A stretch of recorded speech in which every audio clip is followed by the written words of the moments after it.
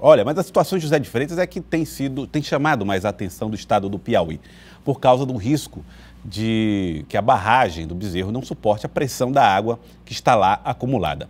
Nós estamos ao lado do promotor da cidade, Dr. Flávio Teixeira, que vai trazer mais informações para nós a respeito deste e outros assuntos lá na barragem do Bezerro. Dr. Flávio, boa tarde, obrigado por aceitar o convite aqui da TV Cidade Verde e participar conosco do Jornal do Piauí. O Ministério Público conseguiu detectar há algum tempo o problema na barragem. Por que algumas medidas não foram tomadas preventivas para evitar esse risco de desabamento? Boa tarde, Joelson.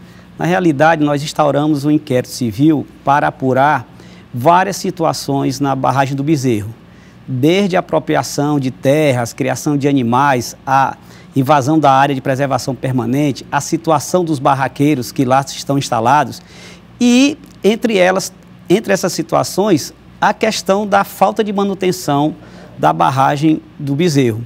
Nós fizemos várias reuniões e, como os órgãos responsáveis não cumpriram o compromisso, nós tivemos que ajuizar a ação civil, o que foi feito em fevereiro deste ano. Bom, e a ação civil diz o que ela determina? Não, são vários pedidos, porque são várias situações que precisam ser consertadas na barragem do Bezerro. É como eu disse, criação de animais, invasão de terras públicas, invasão de área de preservação permanente da barragem, a própria parede precisa ser conservada, restaurada. Então, na ação tem vários pedidos, desde a regulamentação disso até a retirada de cercas, por exemplo, de cima da parede da barragem. Cerca na parede da barragem, isso pode, evidentemente, causar problemas na estrutura. Eu não sei, os técnicos não chegaram a afirmar isso. Bom, o fato é que não pode ter cerca. Inclusive tem portaria do IDEP proibindo essas cercas e depois dessas nossas reuniões, depois dessa portaria, já chegaram a aumentar essas cercas, o que mostra que as pessoas não estão respeitando mais o Estado lá na barragem.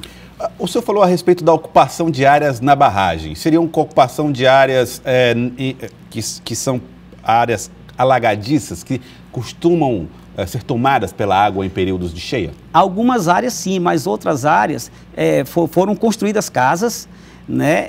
Foram implantados pastos para animais, muitas delas em situação de risco. Mas o certo é que foi feito sem qualquer controle, sem qualquer classificação ou filtro pelo Estado. O ideal é que quem seja o responsável pela administração dessas áreas, dessas ocupações? Município, Estado?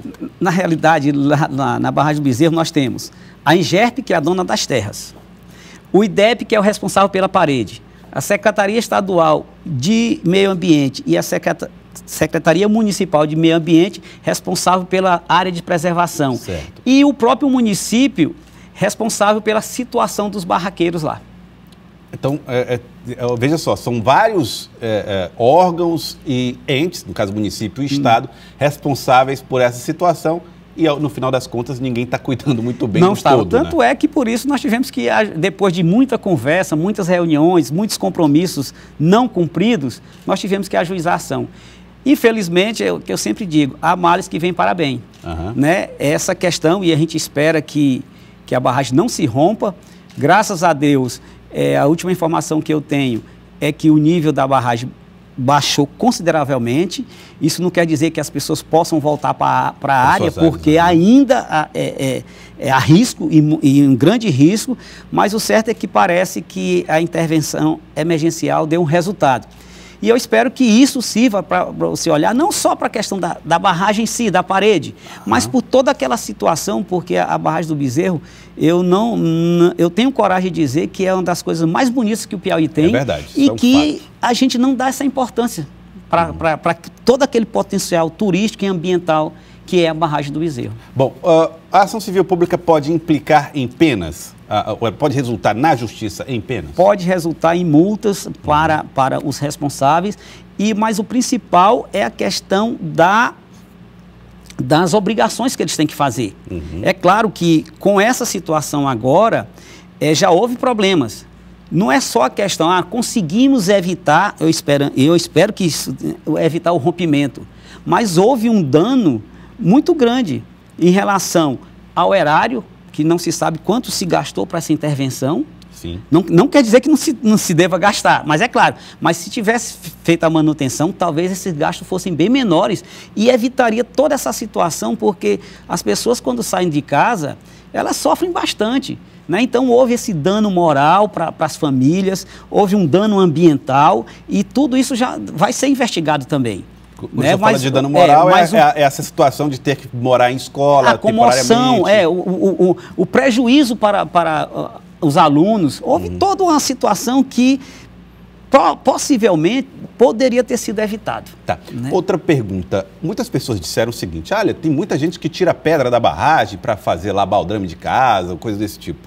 Isso de fato aconteceu no município? Aconteceu, isso é um fato, mas é muito interessante. Eu estou há 5 anos lá, eu sou promotor da área civil, mas também respondi muitas vezes pela área criminal. E nós fizemos inúmeras reuniões, tanto com o barraqueiro, contra os órgãos e tudo, e sempre que se falava isso, a gente perguntava, tem algum suspeito? Nunca apareceu uma pessoa para dizer, olha, eu vi fulano de tal tirando uma pedra. E disseram lá que tiraram 100 carradas de pedra para aquele programa Minha Casa Minha Vida. Agora, com essa situação que todo mundo estava... não, foi porque tiraram as pedras, não sei o quê. Um policial chegou e disse, eu prendi um caminhão e levei para a delegacia e não sei o que é que deu. Isso depois de 5 anos. Mas pela primeira vez em 5 anos, o Ministério Público sabe que tem que pelo menos uma pessoa prendeu alguém que estava tirando. E essa pessoa tem que ser responsabilizada. Não, claro, aí nós vamos já abrir um procedimento, eu e o doutor Sérgio, né, da área criminal, para a gente começar a ver se a gente consegue chegar a quem furtou essas 100 carradas de pedra, que ninguém nem sabe se é verdade, mas que foram tiradas, muitas pedras lá foram. Doutor Flávio, queria agradecer o senhor pela participação aqui conosco, desejar sucesso desse trabalho de preservação das questões na região, né, de José de Freitas, em especial a barragem do Bezerro. Eu só queria dizer que o perigo diminuiu bastante, mas as famílias precisam manter cautela, precisam manter, por enquanto não, até porque nós estamos num período de inverno, o inverno está muito forte ainda. Então é preciso ter paciência e que o Estado agora está trabalhando mesmo. Eu tive lá no domingo, ficamos até 9 horas da noite lá, e a pronta intervenção no Estado foi fundamental para que não acontecesse esse prejuízo. Mas nós temos também que render todas as nossas homenagens. O Estado do Piauí, José de Freitas, Barras, aquela pessoa que viu e avisou para todo mundo. O senhor está emocionado, doutor Flávio, nitidamente emocionado. A pessoa que viu, a primeira pessoa, o cidadão que viu e alertou as autoridades para o risco de rompimento da barragem.